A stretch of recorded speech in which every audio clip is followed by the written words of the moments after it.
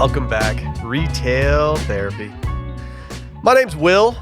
As you know, the other half of this podcast, Barrett, is with me today. Hi, Barrett. What's up? What's good? Man, not much. Not much. I can officially say that my White Boy Summer reading list has all arrived. The final cog of that was the Keith McNally book. And so I've started my summer reading. How's your reading going? It's fine. Yeah? It's fine. I knock out the most pages on a plane. All right. So I need a plane ride ahead of me. But it's going fine. I would like to get through the Graydon Carter book. Is that number one? Is that the first one? That's what I started with. Out of the trilogy, out of the White Boy Summer trilogy. Exactly. Yeah. And so I'm starting with that and I'm enjoying it, but I'm really trying to get through it solely so I can start the Keith McNally and then I'll finish off with Lorne. Okay. Yeah. We'll see. We'll see. Did you watch SNL this week? Did I watch the SNL? Yeah. Of course. Okay. Quinta, right? Yeah. Quinta Brunson? Yeah, it was a great one. I thought it was a really good one. All-time monologue from her. Yeah. Like we got Sabrina Carpenter cameos. The Sabrina Carpenter cameo is great. Anytime a host gets the song and dance nod for the monologue, it's like, okay, they trust this person. Yes. Yeah, indeed. She's a delight. When you're reading these books, when you're going on planes, I assume that you will exclusively be wearing soccer boots. Football boots. Well, yeah. I mean, okay. I forgot we don't have this on the rundown. Boots only summer is so on right now. It's boots only summer. I mean, Adidas even made soccer cleats like where the cleats are covered by like a plastic, plastic midsole, so that you can go boots only summer. You got to go boots only, but still be flat on the ground. But no, it's officially boots only summer. So.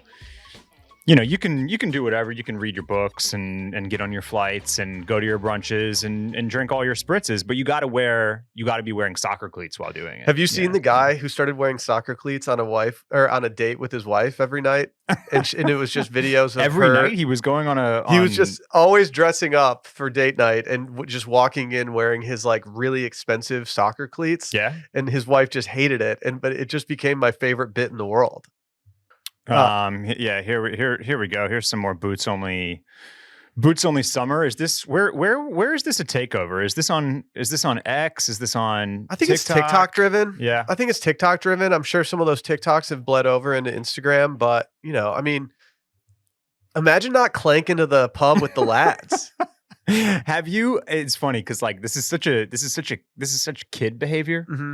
Like the other day, The other day, I found myself at a very kid-friendly restaurant, and like 50% of the kids were just stomping around in like baseball or soccer cleats. Oh yeah, my favorite thing to do on a Sunday is to go to Home Slice Pizza in Austin, and they have a really good play area for the kids and stuff. And most of the time, it's just kids absolutely decked out in their soccer kits, and they have cleats on the side. Yeah, and they're just running around barefoot. Here we go. Here's finally a good example of this little trend. You're doing your fit check, right? But then you get to you got your oversized hoodie and your baggy pants. But then boom, you got to hit them with the Ronaldos, with the Predators. I'm not proud of the fact that I'm like actively wondering if my shoes, if my boots are in the closet upstairs where I have all my old shoes, and if they are, like, you might see me tromping those into a steakhouse tonight, Barrett. It's so uncomfortable though. You know what I mean? Like that's the thing. I know it's a bit, but it doesn't feel good on the feetsies. But if you want to rock boots to Jeffrey's tonight, I'm not gonna stop you. Yeah, are they gonna get mad at me for scuffing up the carpet with my extra long metal cleats? They might not allow you into the restaurant if you come clanking in there. They're not gonna like mine specifically because I have the metal ones like they're for grass. Yeah, they're for wet grass, like long wet grass, like yeah. Northern Michigan. I bought the soft cleats. Mm-hmm. I had to, but I have to say, like, I didn't realize it at the time, but I did buy a historical pair when I was in high school that will go down as like a legendary pair. Mm-hmm. And I think if I brush these up a little bit, get some shine on there, I'd be in a good spot. Do your boys, are they starting up a little footy, like little spring summer footy action? No. Okay. All right. No, it went poorly Okay. last Yeah, year, yeah. and I will say that if you do live in Austin Yeah. and you have kids, I would recommend doing soccer not in the summertime. Probably a good call. Even at 10 Yeah. a.m. when you're standing out the game, it goes from being tolerable to awful very quickly. Very quickly, yeah. Well, it has to be like an 8 a.m. start. Yeah. The next time they're out there on the pitch, you can just show up as a dad, and you can be that dad that's like ready to get out there. I might have to in order to get him out there. Like I might have to act like I'm going. Like I might have to get my own jersey made just to like pretend like I'm going out there. Yeah. My son is the type who will not play on the field, but if he will go over to the field that's empty and just dribble up and down it. There I'm like, if you did this with the other kids around, they wouldn't be able to get you, but you refuse to go. I don't know. He's young. He's young. Yeah. He's got time. Well, Boots Only Summer was just a small drop in the barrel of the content this week. We're cooking it this week. It quickly became just what might be like an all-time retail therapy content week. I'm happy about it. I don't, and we've got a time limit today. Otherwise, I feel like we could drop like a 2-hour pod. No prob. Probably could. I'll just here's what we got on the docket today. Monday night was the Met Gala. Mm-hmm. Super fine was the theme. All about black tailoring. Maybe my favorite Met Gala ever. Like I just thought that the looks were very good, and I think it's maybe because the theme was understandable this year. Yeah. It was like, okay, I get that. I know there's a whole range of stuff that we can reference and talk about and do and display, and we can. No one was Googling what is camp.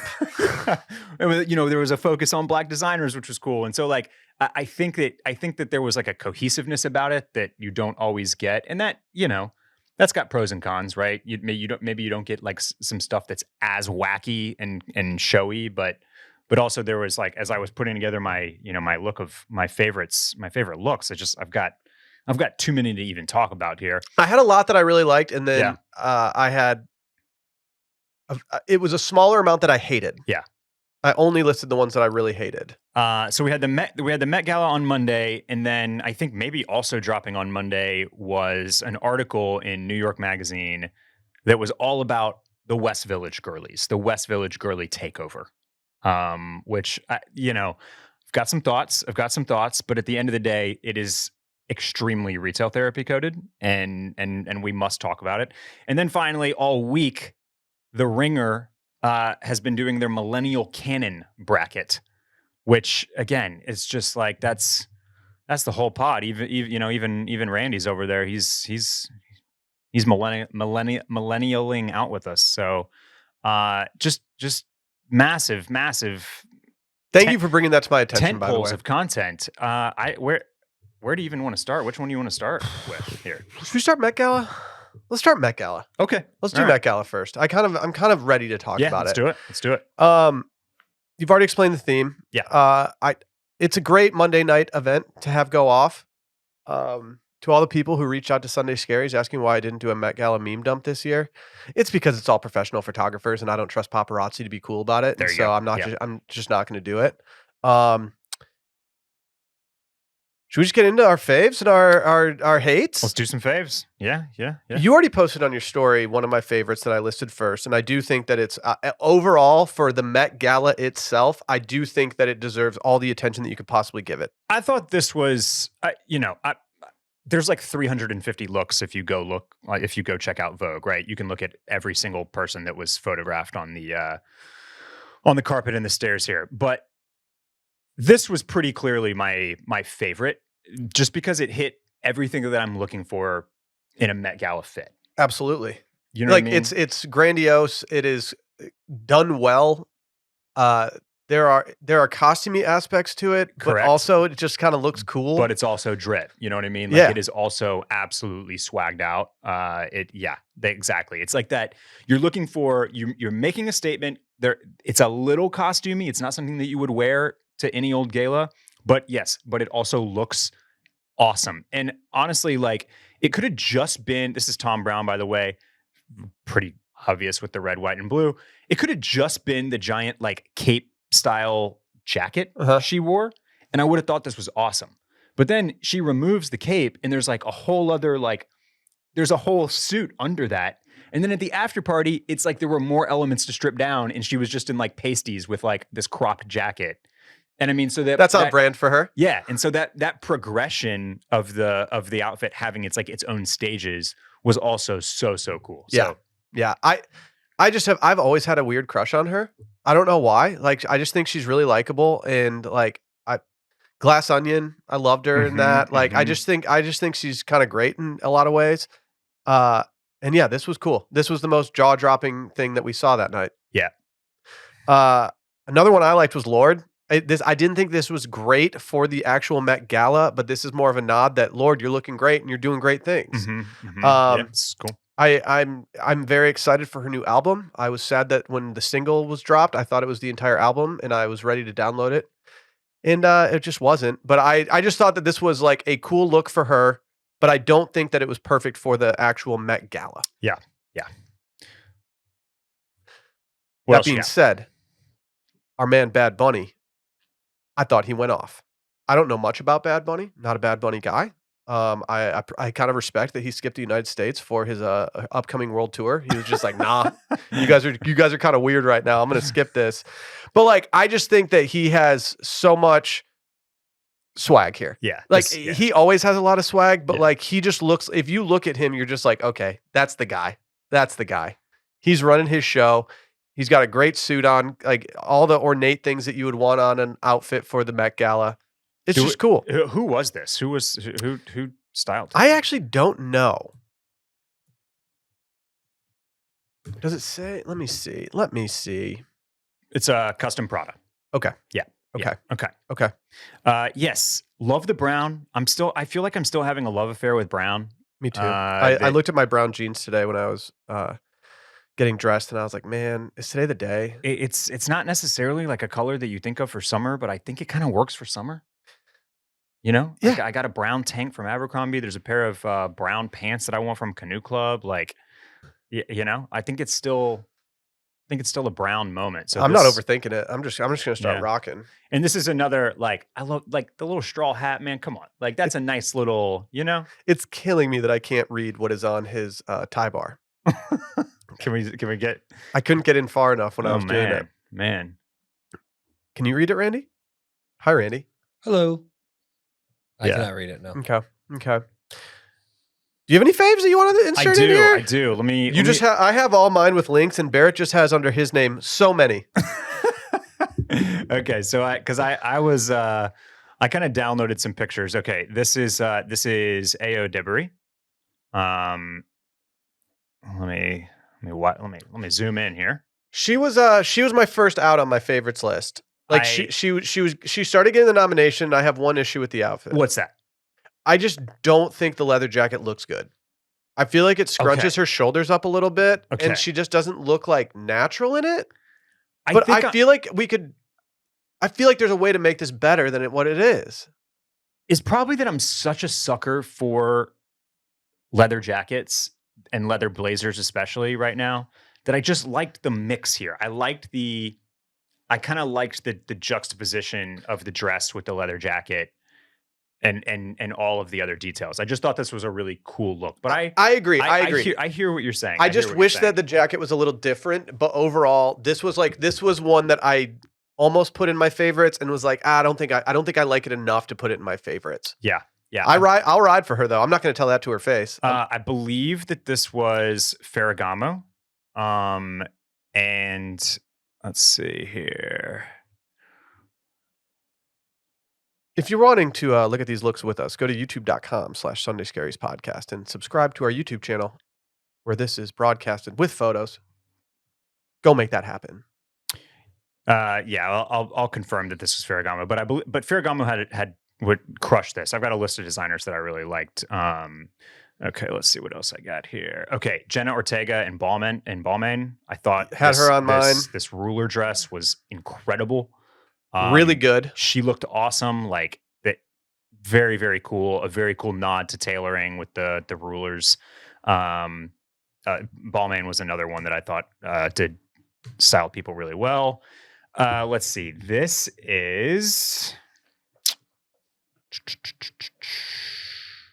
a lot of these people. I I wasn't even familiar. Oh, this is Cardi B and Burberry. Burberry. Yeah. Oh, so these are very wide pants, and she's got a cape coming down in the back. Is that what I'm seeing, or is that like a No, separation between? I think this is like this is It's a a dress. jacket. Okay. Yeah, and then there are actually. Is it supposed to? That's a good question, Will. I don't know. I think I'm okay with it either way. I think I'd prefer if it was just giant pants. I What can't else tell. I got? Okay, I think this was a divisive look. I liked this. I thought this was a great moment on the floor. You know what I mean?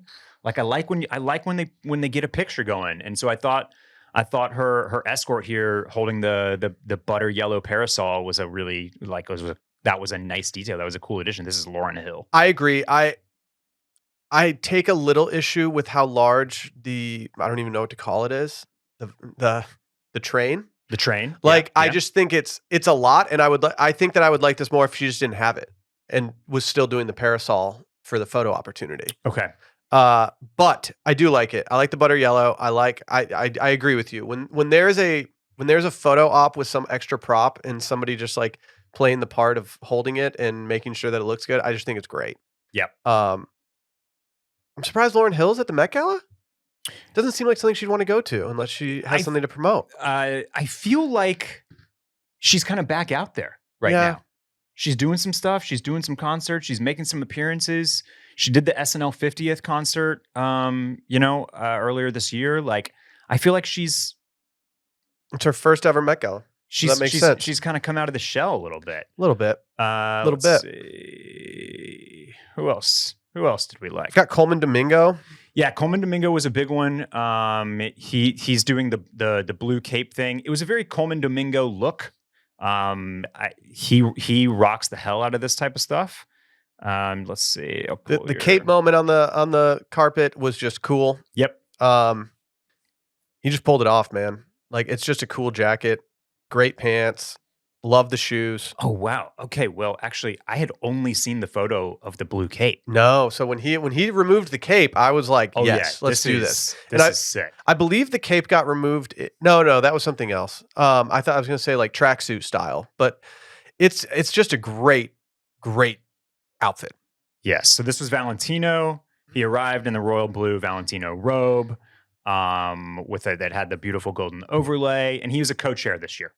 If you're co-chair, you got to show up. You got to show up and you got to show out. It's cape season, and it's cloak season, Randy. He definitely did. Oh, that's sick. That cape, yeah. Randy, you should wear this to your next anniversary dinner. This is nice. This is super good. Maybe we can get it on like the real for you. You've got Andrew Scott here. Loved this. Yeah. I thought the colors. Thank you, Randy. Thank you for the baby girl gong. The colors, everything. He's high on my list right now, but I just thought it was a cool look. I like this a lot. It does kind of give that some water might squirt out of those flowers on his lapel. A little bit. But I kind of like that. Yeah. He is a little jokery here without being purple. But overall, I think it's a cool look. That's okay. Here's the thing. When guys go to the Met Gala, and there's a bunch of them, and they play it really safe. Jeremy Allen White. So I almost put Jeremy Allen White on my miss list. He played it so safe. Because I feel like if you're Jeremy Allen White and you're having this moment, I'm sure it was his first Met Gala. I expect that it was. I feel like you got to go a little bit louder, but then he had the flared bottoms and he's got like a cool brooch and like okay, you know? That's not enough for the Met Gala though. It's not enough. It's not enough. But also he's Jeremy Allen White. Like he's not going to wear this. Should we just be happy that he dressed up and didn't wear a barn coat? I think so. Yeah. But I he didn't want to take away from Io. I never know where I fall when like Jimmy Fallon just comes in like a black tuxedo with a black shirt and like plays it incredibly safe. You know what I mean? Yeah. He goes to every Met Gala. I don't know. Like it's not really his. If it's just not your thing, if you're a stalwart at the event, like if you're not promoting something, if you're not a co-chair, like what's the onus on you to pop off? Once you've been to like 10 Met Galas, are you like, okay, I don't really feel like doing this. I kind of think so, yeah. I don't really like. It's like when you're turning 37 and you get invited to a wedding. It's like, oh man, like I don't know if I'm built for weddings at this point. Like I've been to a lot. I don't know if I can handle it. We had the White Lotus gang there. Oh yeah, Patrick Schwarzenegger he didn't do the least. He didn't. He went for it a little. He bit. pretty much hit us with a romper, I think. Yeah, a jumpsuit, or is this just a belted suit jacket? I can't tell. I don't really see where the suit jacket would come down unless it was tucked. Did he tuck in the suit jacket? Are we tucking in suit jackets going forward? But like, I just think that it's interesting. I think the emblem on the chest is really cool, even though you kind of have to zoom in to see it. He's carrying an Alordi style bag with a big buckle on it. He's got the gloves going. I like Amy Lou Wood's look here too. I do too. They were the first look that I saw, and I thought this is really good. And I still was thinking about it like very late in the game. Goggins hit him with the Tom Brown skirt. Don't hate it. They're not very excited for him on SNL this weekend. By the way, he ain't walking the carpet with Amy Lou Wood. He is not. No. Lisa, I think there's a lot of smoke there. Lisa was in Louis Vuitton. She was initially potentially in some hot water because people thought that the face embroidery on her underwear were Rosa Parks. Okay. And people said that you can't wear Rosa Parks on your panties. If someone was trying to get me to wear Rosa Parks on my panties, I'd probably say I don't know if that's a great idea. Yeah, I agree. You can't just be like sitting down on Rosa Parks' face like that. Yeah. Turns out it was not Rosa Parks. Okay. So no harm, no foul. Who else we got? Yeah, there's the full Amy Lou Wood look. There's Patrick. Okay, we got a little bit. What is happening here? Dude, I think he's straight up hitting us with a jumpsuit. With the romp hem? Yep. He's got to take that whole thing off to go to the bathroom later. I think he's missing the bathroom selfie because he's busy in the stall. He's like disrobing. He's apparently trying to put his name in the hat for American Psycho remake. Okay.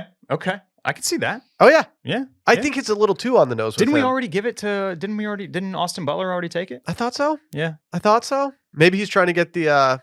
Oh man, I'm not gonna remember his name. Paul. Yeah. Whoever Paul was. Paul Allen. Yeah. Paul Allen. He's trying to get Paul Allen. I'd Jared be fine Leto. with that. What? Jared Leto.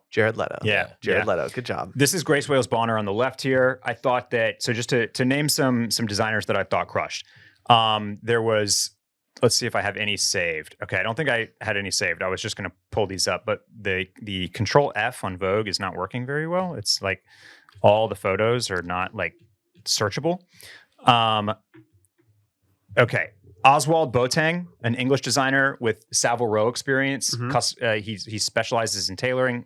Thought everybody that was wearing Oswald Boateng looked awesome. I mentioned Bauman, Ferragamo, Burberry, Fear of God, Jerry Lorenzo, another black man, another designer that like has really leaned into like tailoring recently.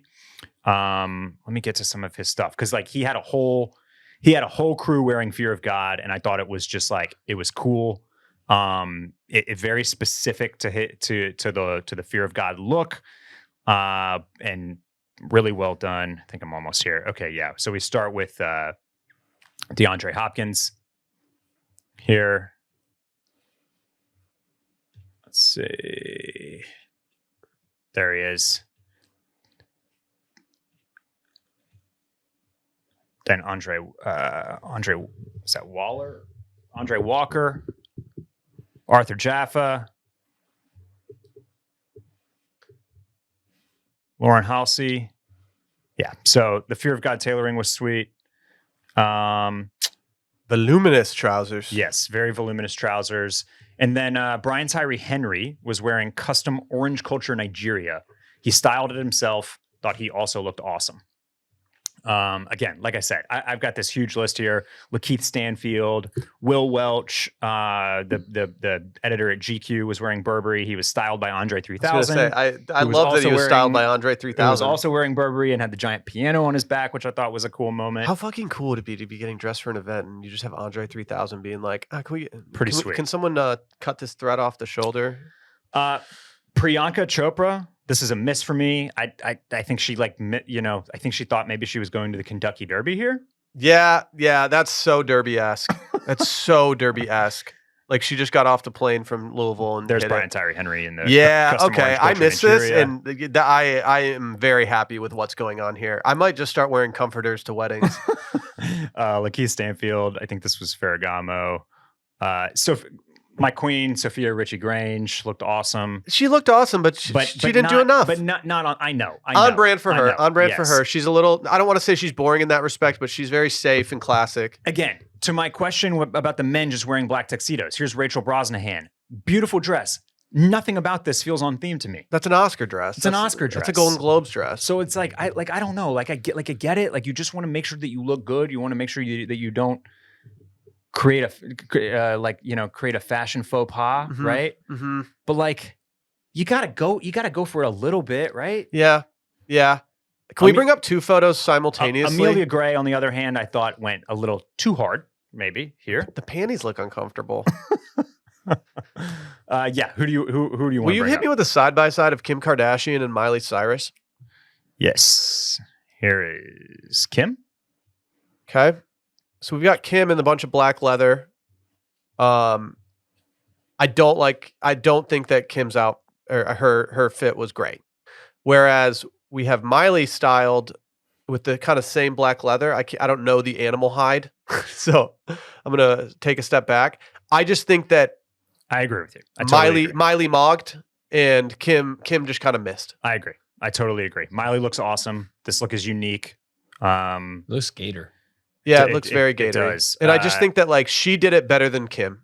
And if they saw each other on the red carpet, it'd be like a Spider-Man meme, but it would be a good like a Spider-Man that looks put together, and then one that's like a homemade costume. Yeah, this is not. I have liked some of Kim's. I thought I thought that the little weird like sweater thing over the Marilyn Monroe dress that she ruined last year was a sick look.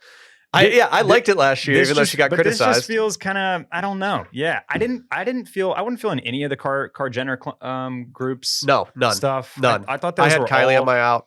All pretty much but misses. Like, Kim here, this is the least flattering thing I maybe have ever seen her wear. Yeah, I don't know. She always goes for the body. You know what I mean? She always goes for showing off the body, and it's, I don't know. I just feel like we've seen it. You want my fave? Your fave? Okay. Joey King. I kind of wish Andrew Scott would have worn this instead of Joey King, but I just love it for some reason. It's just a very ornate green suit with stuff all over it, and I just think she crushed it. And I don't know much about Joey King. Like I'm not following a lot of her stuff, but like I just think it's a great look. Popular for the Kissing Booth on Netflix, I believe. Okay. And the Kissing Booth 2.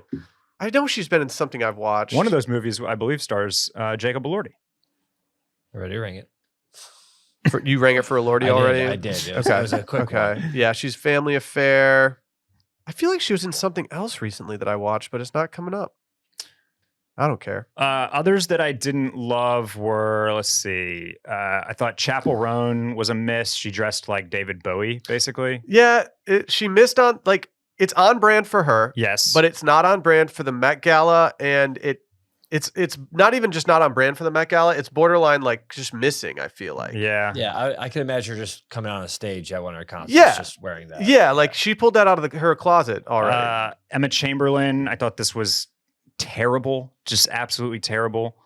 And I'll compare this one. Like, yes, you can go cutouts, you can go a lot of skin, you can go with the body showing off, but like at least try to make it look flattering. And so what I'll pull up here is Halle Berry, who had, was also like very revealing with like cutouts and a lot of skin, but just in a way that I thought crushed. Did you see Emma Chamberlain? Yes. Yeah, that was a no for me. It was a no for me too. She was very close to being on my no list. Heidi Klum, what the hell? Terrible. One Vetmont for the Met Gala? Come on.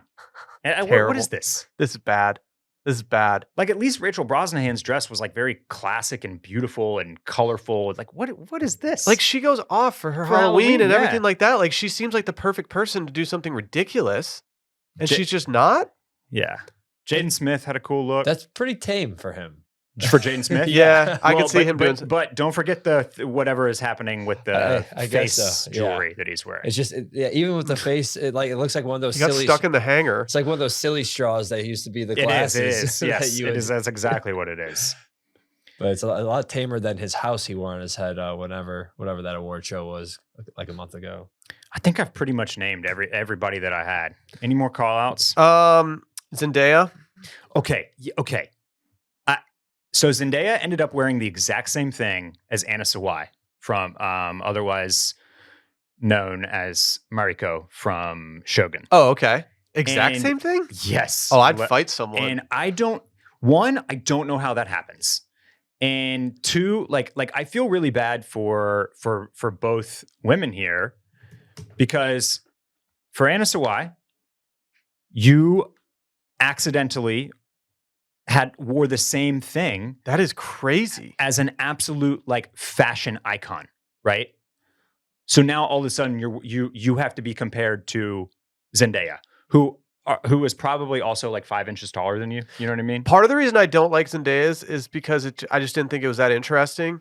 But she has set such a high standard for herself at this point that anything that's not like a home run, I'm gonna be like, oh, she didn't really crush that. Like this speaks more to the standard that she's set for herself for me than it does the actual like thing that she's wearing. She obviously looks great, but I just think I think it's a little lazy. To be honest, like if I'm voting in like a who wore it best, I might give this to Anna.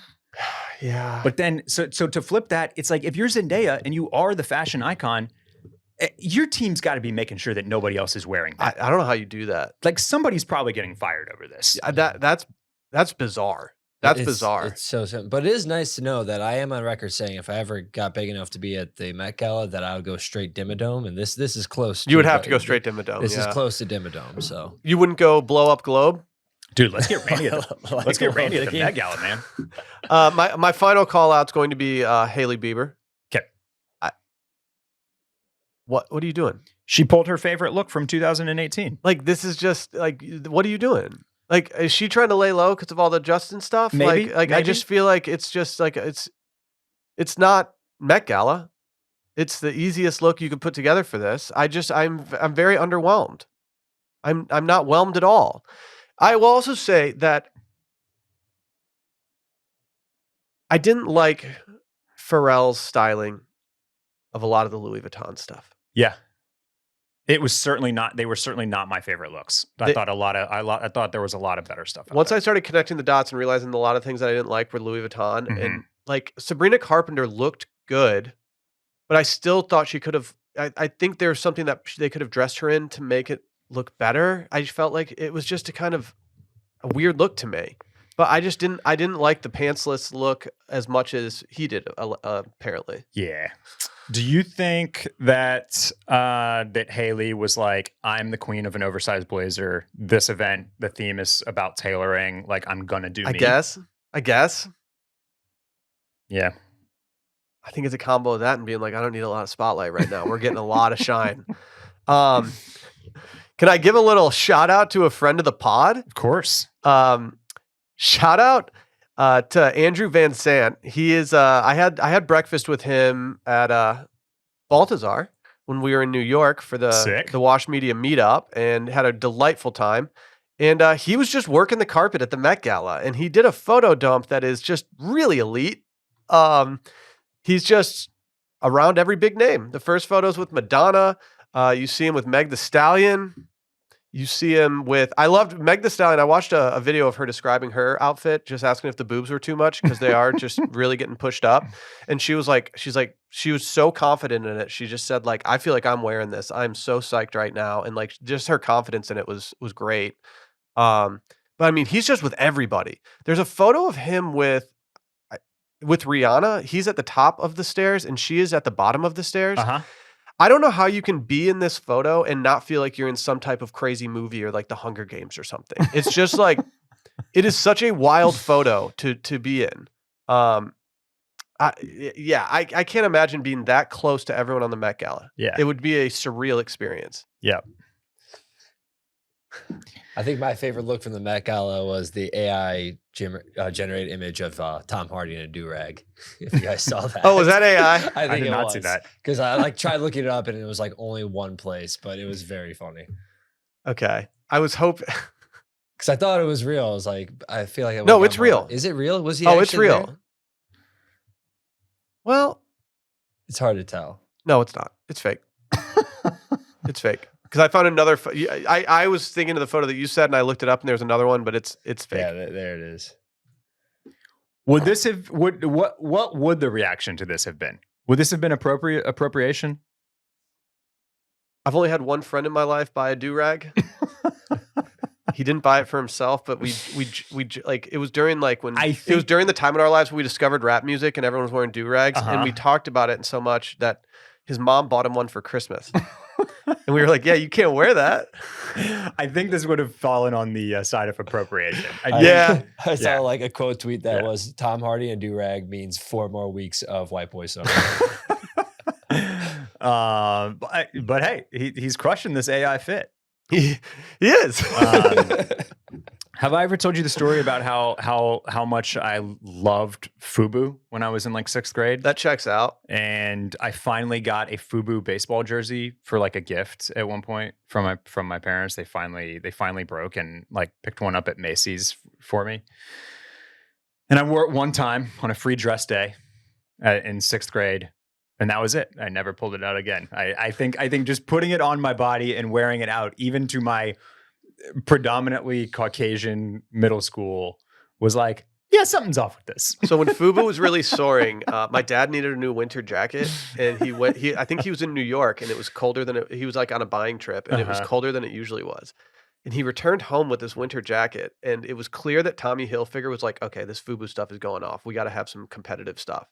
My dad returns home with this Tommy Hilfiger jacket that just looked like a FUBU jacket. Bright yellow, oversized, like just a really kind of an awesome jacket in hindsight. But I just remember looking at it being like, so you're going to wear this to my ski meets? Like you're going to show up in this like loud ass winter jacket to everything that I do? And he did. He did. He hit us with, like, when you're doing a ski meet, Barrett, they have parents that volunteer to stand on the side of the course. So in case anybody falls, they can help them get their skis or do whatever. Okay. I was going down one day and I looked down the side of the hill and I saw my dad standing there in his bright yellow jacket, which I was like, that's a good jacket to wear for this. And then I looked at his footwear and he was rocking boat shoes on the ski hill. And I was like, what are you doing?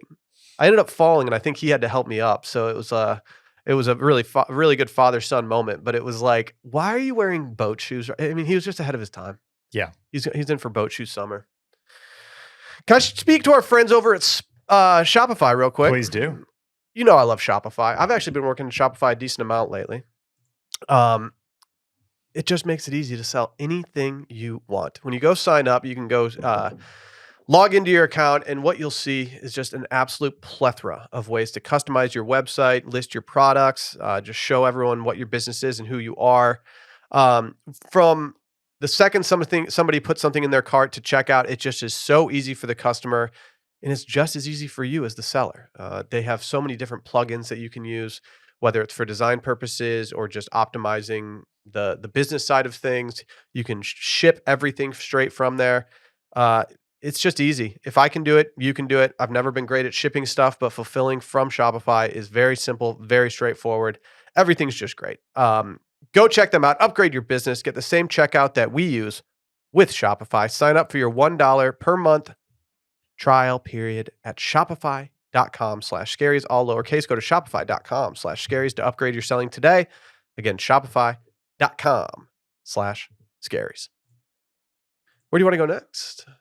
Let's stay in New York and talk about the Gen Zs before we talk about the millennials. Let's do it. How about that? Let's do it. If you would like to read the article we're about to reference, I am using it as my read of my Sunday read for the Sunday Scaries newsletter, and I'm linking it to the archive of this, so it's free for you to read. I famously subscribed to New York Magazine for a little bit because I wanted the physical copies, and they went months without ever giving me a physical copy, despite me working with customer service being like, why are these not being delivered? And so I canceled my account and I refused to ever give them money. And so I am proud to give you a free link on archive.is. I gotta say, Barrett, must be nice to be a West Village girl. It might be.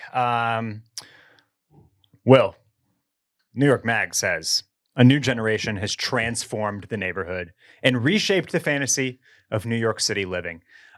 When my time comes, Will, I would like to be reincarnated as a West Village girlie. No questions circa asked. 2025. No questions asked. That's I think what I would like. I would like to spend my days in a beautiful neighborhood, just bopping around, drinking spritzes, matcha lattes, and to pull one of my favorite quotes here. They may be more political than they appear. Quote, You can have a Cartier love bracelet and still care about immigrant rights. That was one that I highlighted. That's one that I highlighted. And I just, that's beautiful. Beautiful words there. It really speaks to me. It's facts though. Basically the gist of this article is that the West Village, which was at one point super artsy, a gay hub, very close to the meatpacking district, which was like the center, the epicenter of nightlife in Manhattan in like the early to mid 2000s, I would say. It kind of lost its like bohemian roots post Sex and the City when it became more of a celebrity and rich folks hang. But since the pandemic, basically, it has evolved even further to where it is essentially New York's TikTok Central. It is just girl gangs as far as the eye can see, pretending that they are on a movie set and the backdrop is the beautiful West Village. And they are taking over everything from American Bar to Blank Coffee. And it's just, if you stroll around the West Village, you are going to see girls dressed in light wash jeans and white tank tops and pulled back ponytails. And that's what it is. And these ladies are, they're living life. They're hunting for some finance bros. They're says they move through the neighborhood in packs wearing the local uniform, a white tank, light wash jeans and sambas, an iced matcha latte in hand, and hair slicked back into a tight ponytail. It was chilly, so several of them, McKeon cheekily pointed out through the window, were also wearing Aritzia Super Puffs, and she was in the color matte pearl. She said, I feel like everyone else here in some way. That's the point of it, I guess. Is it? Another quote that I enjoyed. Here's another quote that or rather a caption that is quoted. This refers to a rosy-cheeked 23-year-old. Miranda McKeon again? She's the one that the entire column was based off of. Right. I don't know why she did this to herself, but she did. Over a photo of herself walking down the street, she wrote this past fall, quote, "Life is too short. Wear the sparkly skirt, 4 exclamation points. Post the content, 5 exclamation points. Text the boy, 5 exclamation points. Leave your number on the table, 5 exclamation points. Ask that girl to get coffee." Back down to 4 exclamation points. Wear cowboy boots year round if you love them.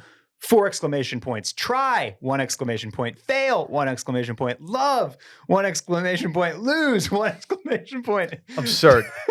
What a trailblazer. What a real Try hero. again. Be embarrassing. Take a risk. All with 1 exclamation point. Feel it all. 8 L's while you're here. 6 exclamation points. Randy, odds you do that for your next Instagram caption. Man, just a real trailblazer, real like that's some words. Regular old, freaking philosopher here, Will, I don't know. Give me your what was your main takeaway from this article? That I think my main takeaway from this article was that I feel like this article was written in a way that it gives these West Village girls a voice and like kind of makes them entertaining, but is also just opening all these girls up for so much criticism that it's like, I don't know. I don't really know. It's a very, it's a bubble, and it seems like a very easy bubble to live in if you just have money coming to your bank account at all times. Yeah. Yeah. I guess my question about this article was, what was basically like what is new here? Because it doesn't seem that recent to me that this is like a thing. That's kind of what I'm saying. The first time I went to New York was probably the first time I like hung out in the West Village was probably 5 years ago. And it wasn't any different than what they're saying now. We went to Barbudo for lunch. We hung out at some bars after. And it felt like this. Like, this doesn't seem like something new to me. Yeah. Well, and so you're talking specifically about a West Village experience, right? Yeah. And that's the only thing that I can think of is that this article is written because what's new here, and as you're saying, not even really that new, but new-ish, is that this has landed and is centered in the West Village. Mm-hmm. But I think what the piece of the article that I don't really like is that it feels like it's also kind of contending that this type of girl is new to New York City.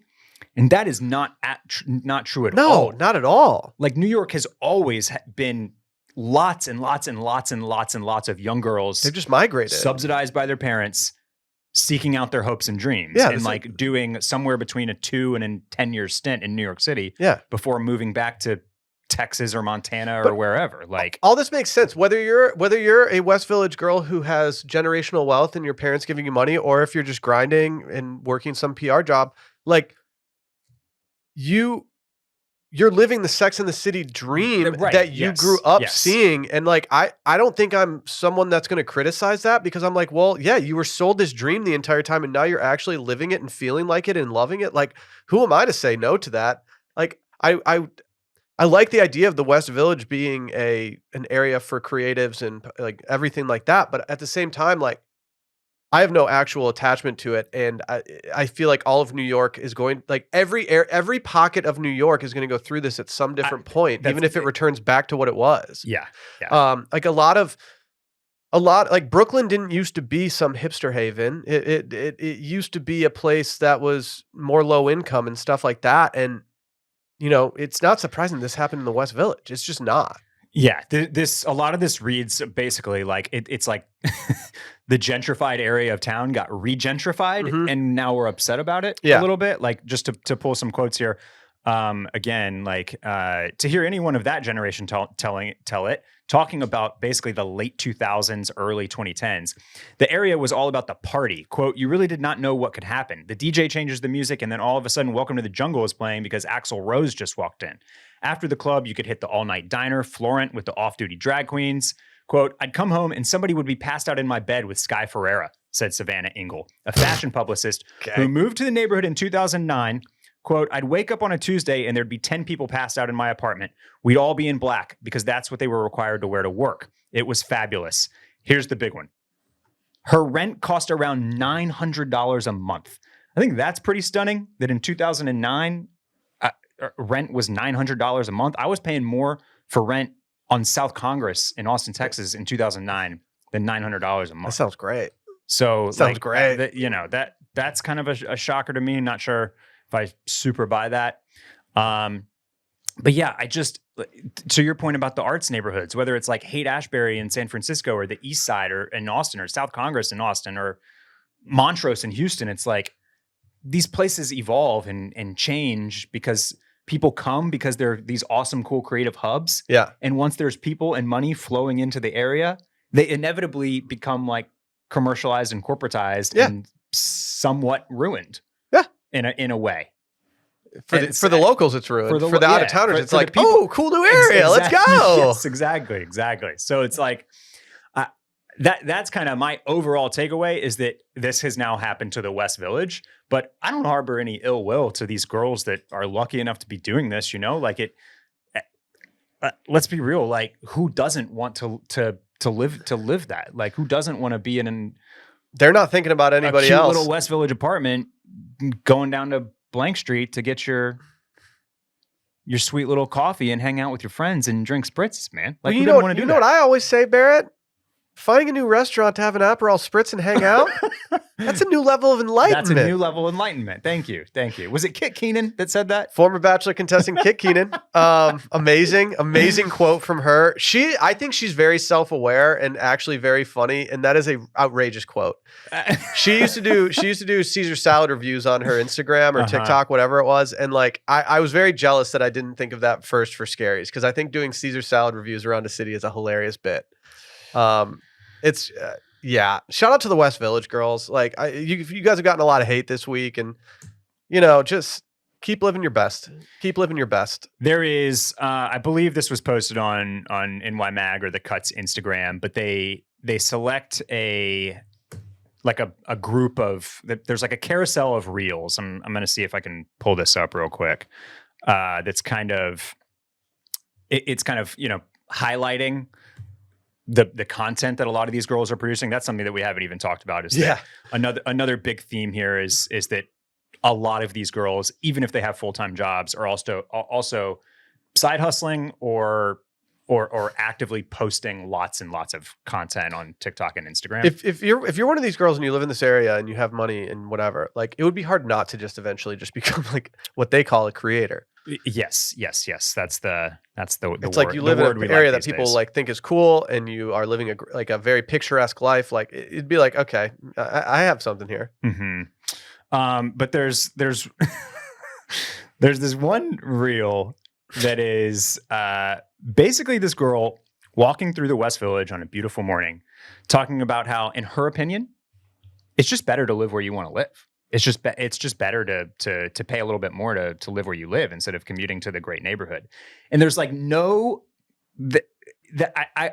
it kind of exemplifies what people don't like about these girls either, which is that they very often lack any self-awareness about their privilege and about the opportunity that they have, because there's no mention of the compromises that she had to live in the West Village. Or if she did have to make those compromises at all, it's kind of like, it feels like she's saying, why don't you just pay $3,000 for rent instead of $1,000? Yeah. Like, why wouldn't anybody just do that? Yeah. To live in the West, like, so there's definitely an element that is pretty cringe. And I get that. Mm-hmm. Oh yeah, we very much glossed over the most cringy, like, or not the most cringy, but like several parts of this that do skew like, okay, that's a lot. Yeah, that's a lot. Viral article of the week. It sure was everywhere. It sure was. It was shared with me many times, and for good reason. Well, I've got some bad news for the listeners out there. If you're a father, I'm going to show you this reel. I just found it. So you found it? I am going to show it to you. This one, this could honestly be parody. I'm not sure. It might be. Here we go. Let's see. In the area you want to live. Personally, living in New York City, location was like number one for me, and this is why. Sure, I could take a 30-minute subway ride to get here.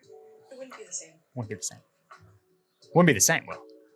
Like, I don't want to commute to this. I want to be in this. Right. Yes, it is so much more expensive, but you can't get this where you can walk right outside your front door, and this is what it looks like.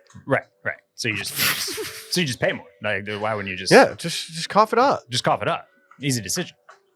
It's only an extra $24,000 a year. I'm like seeing this and being like, yeah, I walk this every time I go there. Nothing wrong with paying for location, Will. So like, not the last time I was in New York, but the last time I was there with Sally, we walked by the Sex and the City house, and I didn't realize that's what we were doing. And I was like, why are all these people taking photos of this person's house? This is so uncomfortable. And like I get the allure of wanting to live there, but I couldn't stop thinking about how much it would actually cost to actually do that. It's just a lot. What's next, Will? Can I give that bad news? Give the bad news. Thank you. Yes. Some of y'all forgot about Mother's Day. Oof. And this episode comes out on Mother's Day. And if you forgot, you need to act quick. And here's what you're going to do. The number one thing your mom wants, or the mother of your children wants, is for you to call her or just be around her, hang out, take the stress off. But this Mother's Day, you can give her a call, of course, and give her an Aura digital picture frame. My mom has one of these. I did something very nice the other night, Barrett. I realized that I hadn't uploaded any photos in about a month. Okay. I did an absolute photo dump into my parents' Aura frame. Immediately got a text from my mom. Thank you so much for the new photos. I even, Randy, started putting videos in there for the parents. Oh, yeah. I don't have a lot of video on mine yet, but I've been putting it on my parents. It's going off very well. You can even select the parts of the clip that you want it to do. It's a beautiful thing. It's the number one digital photo frame from Wirecutter, as featured in 495 gift guides last year. I'm really hoping they included us in that, Barrett, because we did have it in ours. We did. So next time you need to call your mom, you can also send her a new pic of you from that trip you've been telling her all about right from your phone. It's just easy. I've never met anyone who's given this to their parents without hearing that it was just a phenomenal gift. Go make it happen. Yep. Aura's got a great deal for Mother's Day.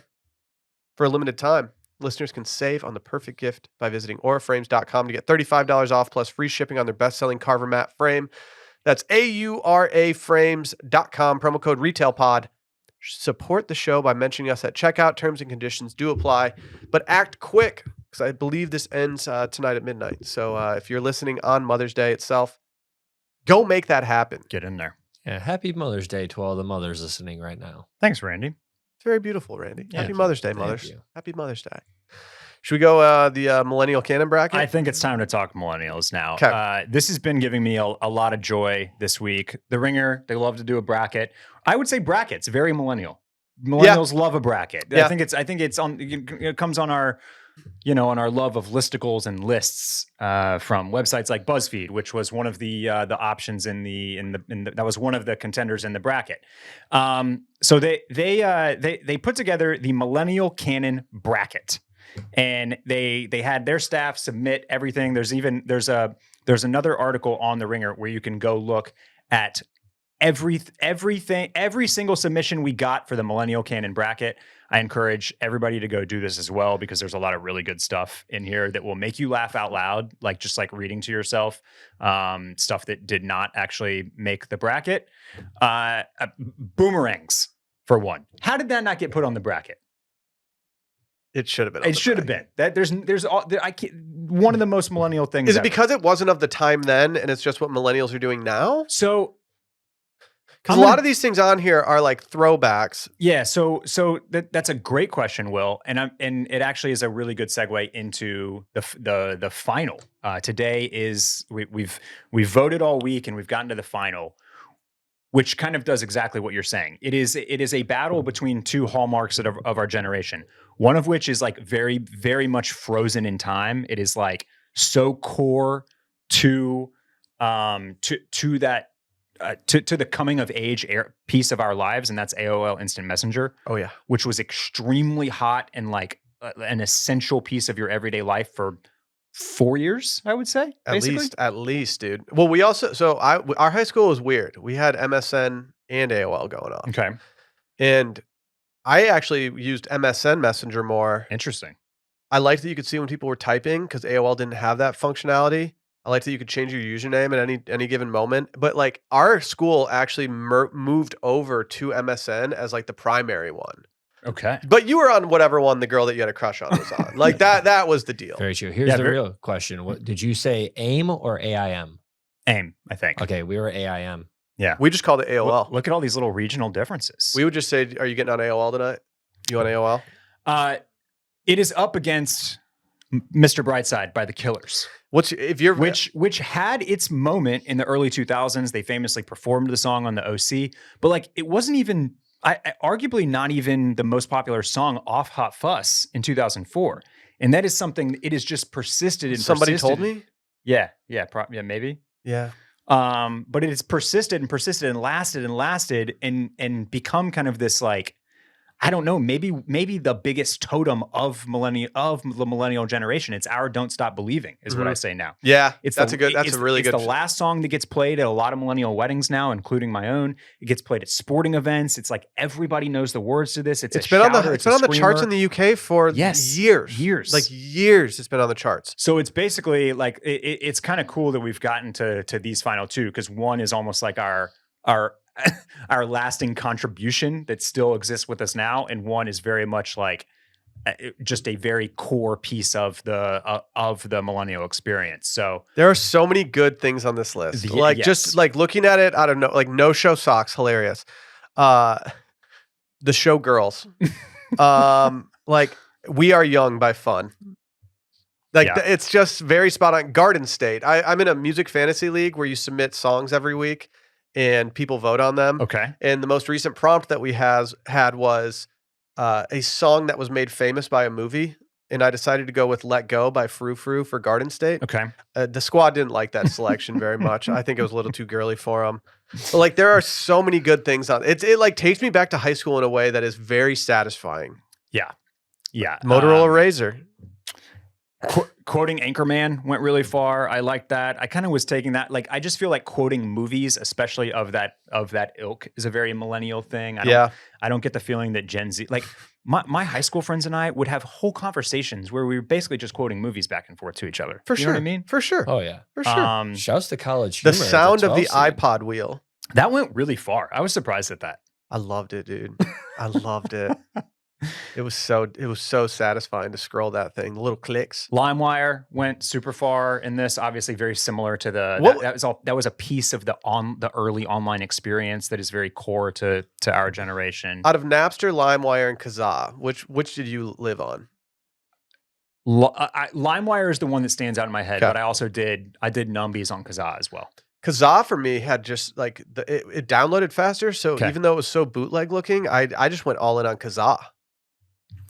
We had a let's see. I'll name the Elite 8. It was Skinny Jeans versus The Office, Mr. Brightside versus LimeWire, the Obama Hope poster versus Mean Girls, and AOL Instant Messenger versus Quoting Anchorman. But there's so much good stuff in here. I'm sad that Tony Hawk's Pro Skater 2 got knocked out by AOL Instant Messenger, but I do think that's the right call. I think that's the right call. the Tony right Hawk's call. Pro Skater. I mean, it destroyed the Olsen twins in round 1. They're bringing it back, baby. Yeah. So what are they bringing back? Tony Hawk? Yeah. Yeah. They're re-releasing the game, I think later this year. I'm excited. Yeah. There are very few video games where I know that I can pick up the sticks and be pretty elite, Mm-hmm. and Tony Hawk's Pro Skater is definitely one of them. How many Christ airs were you doing? A lot. I don't send me down this road. Like I absolutely love it. There are still some nights where I will go upstairs and I will play Tony Hawk's Pro Skater 2 on my PlayStation, and it's like I just feel like I'm in high school. I might make a playlist that's just the music that I listened to in high school and listen to it on my headphones while doing Tony Hawk's Pro Skater. Between Tony Hawk's Pro Skater 2 re-releasing and Grand Theft Auto 6, I might be picking up a controller pretty soon here. I saw a meme the other day that was saying like it's 2026. You just finished watching 3 straight World Cup games and you hit the group chat. GTA 6 anyone? And I was like, oh, that's gonna be so good. I cannot wait. This prompted me, Will, to go back on my phone and look at the oldest pictures I have on my phone, which date from 2011. Ooh. Damn. And Your iCloud is carrying the load right now. and come up with some of the more millennial activities that I was doing. I'm looking at a picture here of myself wearing stunner shades. Okay. Yeah. And this photograph is from ID Festival in Houston, Texas, where we were seeing multiple dubstep acts. There you go. That's a pretty good one. Just a few photos down is a photo of me and a gang on OG Rainey Street playing large block Jenga. Oh my Yeah. God, dude. Yeah. I'm sorry. Large block Jenga is truly one of the like the pitfalls of society. Like I have no desire to ever play Jenga in like as a small game, but when I walk into a bar and I see a large Jenga set there, not only do I have a complete distaste for the bar, but I resent anyone that starts playing it because there's inevitably a moment where it comes crashing down. Everyone's like, "Whoa, what happened? Like, did someone just drop a tray of drinks?" No, it's just the people playing large block Jenga. I've got multiple photos that, like, you know, when you used to post to Instagram and it would save a version of it to your phone. Mm-hmm. So I've got like all my old Instagram posts, just apps. They're just dripping in lo-fi and, yeah. Kelvin, Borders? all with borders. I was gonna say. 100% borders. See, I'm very proud of myself. I never hit him with the borders. Dude, you had to hit them with the borders. No, man. you didn't, dude. They had an option to take them off, and once I realized that, I was like, I'm never doing a border ever again. Well, I don't know. What do you got for me? You got any core? No, I'm going back. Core millennial experiences that you need. When to you get started off your talking chest? about the stunner shades, I like went straight back to this photo of me and my friends at a New Year's Eve party before we started drinking, and we're all holding like sparkling grape juice, wearing like Kanye-esque preppy clothes and stunner shades. And I look back at that photo and I'm like, man, we thought we were so fucking cool. We were doing a thing. Yeah. Like, I'm yeah. surprised we didn't get beat up that night. Not recreating Kanye's fits anymore. Let's say that. Yeah, I've got some photos here, like a few different photos. One is just to talk about some outfits. I was doing a thing with like a snug little button-up shirt and a tie, but with a leather jacket over it. That was very mensweary back in 2012. Just a lot of good stuff, man. I mean, you know, just give it up for the millennials. Can we give it up for the millennials? You know, Give it up for the millennials. Yeah. Millennials. That's all of us. Randy, what about you? Any millennial experiences to think. you need to add? I'm a younger millennial, like on the kind of on the cusp, but like Bionicles and SpongeBob and just silly bands, or there was like sex bracelets. Do you remember those things? That was like a trend once. Sex bracelets. What? They were supposed to like, they were just like these little like thin rubber bracelets, and like the different colors were supposed to represent different things. It was a really weird trend. Huh. So like if you wore them, it mean you wanted to have sex? Or like that you had, I don't know. It was weird. Trying to think about other just trends. I mean, Ugg boots, Uggs.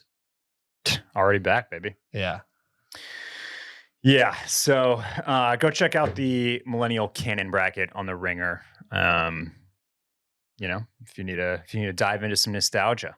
It looks like, Will, can you guess between this final? Do you have a guess at which is winning? It's got to be Aime. Yeah. It's got to be Aime. Yeah. Like, I respect Mr. Brightside. I still listen to it often. I have a like 9-minute remix version that I put on a lot. The Jacques Leconte version. Okay. Mash that button on a rainy day. You'll be very happy. But it's got to be like AOL Instant Messenger changed the world in a way that Mr. Brightside got close to. But like, everyone was just dialed on AOL Instant Messenger. Absolutely dialed. I mean, it had so many. We just talked about like the regional differences in what you used or what you called it, which I think is interesting. But then just the language that you had on it, you know, like and there's some great Pen 15 episodes that go into Aime as well. But just like, you could probably give me an anxiety attack just by like playing the door swinging open and closing noises on repeat. If you switch over to the mail-in one, he has the cryptic messages that you would leave on your like away message or in your profile, which were always like, they were early versions of subtweeting, basically. You know what I mean? You're going at the ops or saying what's up to your crush. Did that work, Randy? Yeah. I think he has the door, doesn't he too? Yeah. God. Yeah, that's visceral. That's visceral here. If you logged on and saw your girl online and you just started getting this, it's like, I'm cooking right now. Let's go. Absolutely Let's go. Cooking. Yeah. I don't think they have the actual door anymore. I think it got removed. There was a day when I remember I was waiting all night for my crush to get online. All night. I was just like, what is she doing? Like, she's online every night. She signed on and she said, "Hey, I just wanted to tell you real quick. That I'm not going to be online tonight because I'm watching the new Survivor with my parents." And I was like, damn it. But looking back, I'm like, yeah, Survivor was peaking at that time. It was just everything. I remember watching the first season of The Bachelor with my parents back then. Oh yeah, you hear that open door, and then you look, and it's like, oh, she's on, yeah. Yep. Okay, I need a messenger, but I can't do it. I have to give it like a minute. Don't want to see. When you discovered texting, did you take it too far? How do you mean? Like, I didn't have a texting plan. Oh, okay, yeah. You had to up the number of texts. My buddy Stu and I decided that we were like, oh, dude, we actually figured out this texting thing. Like, we were the first ones in our high school to like figure it out and start doing it. And then once I realized that you could like talk to girls and stuff, like my mom got a phone bill for $554. I got a phone call, told me to come down, and it was the worst yelling at I've ever gotten. She was like, "You're getting a job." A week later, I'm scrubbing pans at a whitefish restaurant. It was hell. And I ended up quitting the job and being like, I don't know what you want me to do. I'm not paying I can't pay for this. Like, I'm poor. I'm 14 years old. I'm not even supposed to be scrubbing right now. I have another good millennial one that every so often I'll pull this joke out. Like if we're discussing something, instead of saying like, hey, look it up, just Google it. I just go, I don't know. I'm going to text Cha-Cha. Was Cha-Cha the thing? You could ask Jeeves. 242-242. You could text it and like someone was just on there. Did you have such a flash in the pan? So did you have any of the old? Did you have any of the iPod alternatives at all, or did you go straight iPod? Oh, I had no. I was early on MP3 players. So I had a what was an early one? There was like a Sony stick that I had for a little bit. I remember that. I never had a Zune, but I did have a Dell DJ. And then I finally upgraded the iPod after it had the clicky wheel, but I still had a clicky wheel one that I had acquired from someone who didn't want it anymore. This number in the top left here by Rio. That's the one I had. Okay. Yeah. That guy right man, that does look very familiar. I had a I had a mini disc player. There's a version of the Sony stick. So I had the Sony stick for a little bit. It sucked. Did you ever have a mini disc player? I don't know. I think I skipped over mini discs. Will you look up Sony mini disc player? I mean, having to take my CDs and burn them onto mini discs just to listen to the mini disc, even though it didn't sound any different, wasn't it? It was such a pointless endeavor. There it is. How much do these cost right now? Which one? Right here? No. The $119 one. Right there? Yeah, dude. I might buy this. I might start ripping mini discs. Going mini discs? I mean, who's paying $120 for this? The MP3 player museum? Like if you could get if it comes with a set of 12 blank mini discs, like I kind of want to just burn some stuff on there. Yeah, you don't even how far do you have to go to get a CD drive these days? Even probably far. I remember going into Office Max and buying one that you had to install into your computer, and my parents looked at me like, "You're not doing this. You're not taking apart our computer so you can put a CD burning thing in there." Burning CDs, is that on there? Like burn CDs. That's a great one. Yeah. How did that not? Burn CDs needs to be in there because like that was the thing, man. You were doing it. I was doing it just for my boys. Like, hey, dude, I got you this rap mix, or like a girl, like everything. It was just great for a crush. Did you guys? Were you too old for hit clips?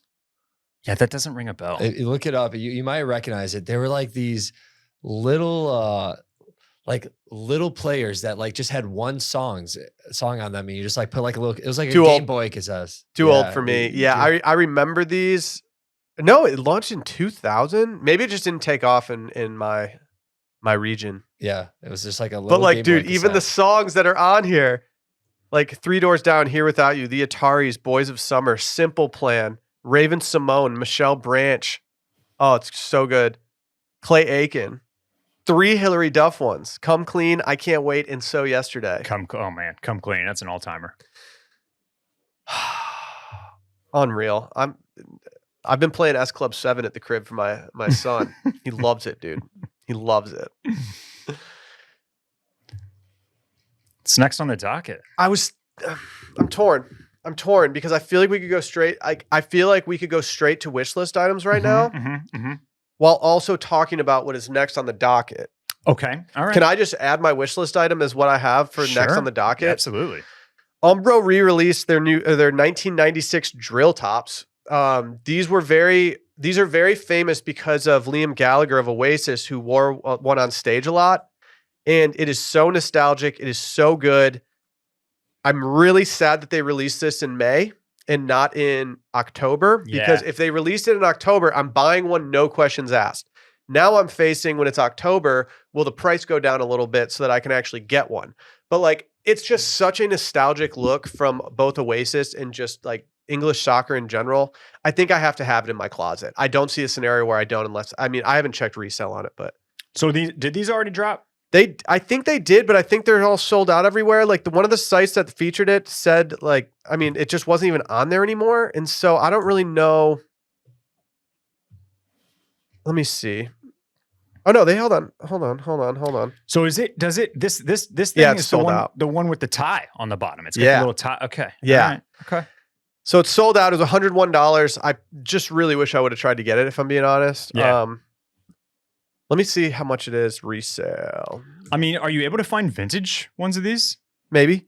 Classic shirts.uk or whatever it is. Classic football shirts UK. Let me do a quick search on that to see if it comes up. They have some other ones that are really cool. Like, these are made for this season, so they're kind of new, but they're the same kind of vibe. Mm-hmm. None of the teams I'm willing to wear. Okay. Like, I like the navy blue Arsenal one, but I'm not going to wear any Arsenal. Can't wear any Arsenal gear, yeah. Nah. I was cheering on my couch when they got kicked out of Champions League earlier this week. Absolutely loving it. They were the better team, though, per Arteta. Now that Liverpool has like won the league and they're like just really good, I've had to take my my soccer burner account and start targeting Arsenal fans because I'm just a troll at this point. Okay. Drill tops in. Sounds like it. Well, I'll just pick up the other thing and I'll just slap it on my wish. Do you list, want it? Well, I mean, why not? Just today, a couple days later, if you're listening on Sunday now, but just recently, Aime Leon Dore. Thank you, Randy. dropped a little collaboration with La Marzocco. Now, if you're unfamiliar with La Marzocco, pretty much like 80% of the time you walk into a coffee shop and you see the giant fancy-looking espresso machine that sort of looks like a Ferrari or a Lamborghini. Look down at the back of it, and you're highly likely to see this logo right here, this kind of cursive La Marzocco So logo. that's why coffee shops pay their employees like shit. on the machine. So here's a little personal one. Classic ALD colorway with the green and gold, just like the Rimowa luggage. This is I believe this is POR, which is price on request. No, it's not. I think No? if you click learn more on the side there, it takes you to the Marzocco website. To the Marzocco website. Okay. And I think you can buy it from there, and it's $12,000. $12,000. Okay. Casual Yes. $12K for it. Yeah. But can you put a price on drinking espresso with the boys? Right. Yeah. And I mean, this is just, if you like, You have the coffee, price Will, covered right now by Okay. our heads. No, it's in the upper right, Ah. but you can't see it because we have a really impressive setup for our screen here. Okay, $11,660. But Will, to quote my West Village girlie, I just think it's worth it to pay more to have a beautiful espresso maker. Yeah, all you have to do is pay more. I could go to the coffee shop and have somebody make me a coffee drink out of a machine that looks like this, but I just think it's better to just have this one. Can you imagine having to commute to go do that when you could just be in it? I could just be in it. I there. want Why be would I in go to a it, Will. coffee shop? Why would I go to the So- nicest coffee shop in town when I could just have it in my I just place? I just think it's better and just makes sense and is totally worth it to just have it, to just get it. Is it So- good looking? Yes. If I walk into someone's house and they have the ALD Marzocco, I'm like, come on, man. Come on. That's a lot. Sold out. That's a lot. I think what always is kind of fascinating about this type of stuff to me is what you're saying there. It's like anybody that actually has the money for a $12,000 espresso machine, if I walk in and I see the ALD one, that doesn't make sense. Like, No, you shouldn't like ALD, Yeah. Like you should right? It's when you put a designer out of brand that name on something level. like this, it becomes gaudy. And I'm like, if you have it like that, like you got to just buy like the top of the line, unbranded, like non-hype one. Well, and it's not, but do you I guess if it was Prada, it would make more sense to me. But you're telling me that the person with the New York penthouse, $15 million apartment, Dude, he's just following Nolita Dirtbag and is making gonna espresso on his is gonna ALD put machine. the Aime one in his house. Like, I'm just not buying that. Like, By the time you're able to afford one of these, you should be over ALD. that's what I'm saying. That's Just what I'm go saying. wear your Loro Piana. Yeah, exactly. That is exactly what I'm saying. Like, that's what doesn't.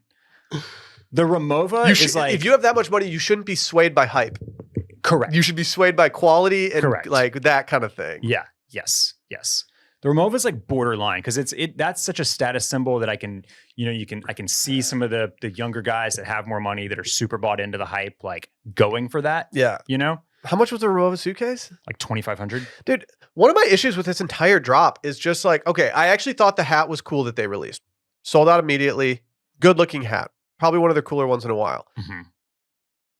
The t-shirt for Cafe Leon Dore, as well as the crew neck sweatshirt, are priced very high. Mm-hmm. And like they've reduced the quality of these things. Like it's screen printed on now instead of embroidered on. And I'm like, I don't know if I could do that. Like, Right. I don't know if I'm going to pay that much for something that might flake off based on how things have been going over there. It's a cool hat though. I was on at 10. I could have bought this. I don't know, man. Like, do I need a rep La Marzocco? Like, I don't know. I'm very on the fence of the two-tone hat.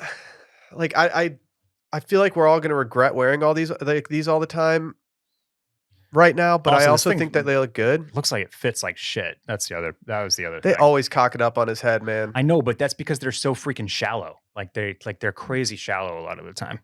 Are they? I've never actually owned an ALD hat. The Unisphere ones are notorious and well loved because they have a deeper fit that fits a lot more heads. Anything ALD does with a classic like 6-panel with the full seam down the center, they're almost always like super tiny. Well, Barrett, I have good news for you. Yeah. Retail Therapy is going to be getting a shout in noted publication Vox Ooh. because you and I were determined to be the first people on the internet to talk shit on dudes wearing aloe hats. Hey, He's whoa. like, by all means, we couldn't find anything earlier than the Retail Therapy episode where you guys were making fun of guys wearing aloe hats, and I had to interview you for this column. That Okay. is, I think the column is essentially portraying guys in aloe hats as being fuckboys. Uh-huh. And like I don't know if my answers to the questions were good, but the questions alone were just fucking hilarious while I was doing it because I was just cracking up. Like, Did you do this on the phone? yeah, Yeah. and like, I mean, because he told me that now the Siegelman stable hats are getting more popular up there, and I'm like, I feel like it's switched down here. He's saying that the Siegelman. I feel like that's already gone. That's what I said. That's what I said. Huh. Okay. I agree with you there. And then I brought up the caviar cowboy hats, and he was like, "Oh yeah, when I was doing my research for this, those were coming up everywhere." I mean, like you're saying, like I see. There's a guy at the gym now that's wearing like a Dairy Boy hat. That's the colored brim, white. I'm more of a Dairy Girls guy. White top. It's just a Netflix joke. And yeah, Siegelman stables. Like we've talked about, man. Like that color play with the, a bright color, saturated brim, and then the off-white or white top.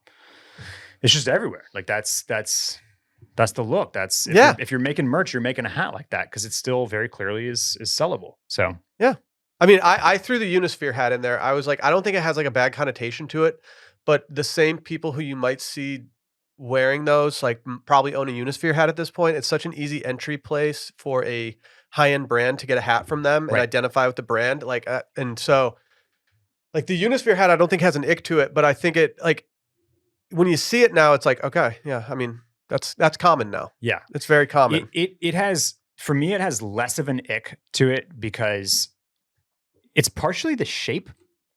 The Siegelman hat and its ilk have that real kind of high crown, and they're just very noticeable, and they speak to a certain guy that's wearing them. Yeah, just like that high crown aloe trucker does. It has that look, and it's just like a very specific bro typically that's wearing that, and that's kind of I think that's the difference to me. Whereas the Unisphere hat is a little bit more subtle of a shape. Yeah, I can just see it. Like there's a wider variety of guys that are wearing them. I don't judge the Unisphere. I legitimately want one in a good colorway. I'm just waiting for one to like grab me. Yeah.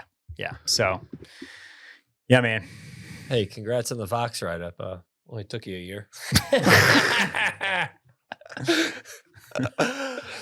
You son of a bitch. When do we know when this is coming out? No, I'll be spamming the timeline with it unless he exposes me in this. There were a couple things where I started going down a road and I was like, I should probably cut this off. I'm being a little too insulting right now. Yeah. Sweet. Well, fun episode. Lot to talk about. And I think we could have gone longer. We really could have, but we got to get to other stuff. We do. All right, guys. Programming note. Mm-hmm. I have a short week next week because I'm leaving town to go to Las Vegas. I have an interview scheduled for Tuesday. So I think I'm just going to handle it next week. Okay. That's okay with you? I don't know who it is, so, I don't think you're going to want to be on this interview. Okay. All right, guys. We'll see you later. Bye-bye.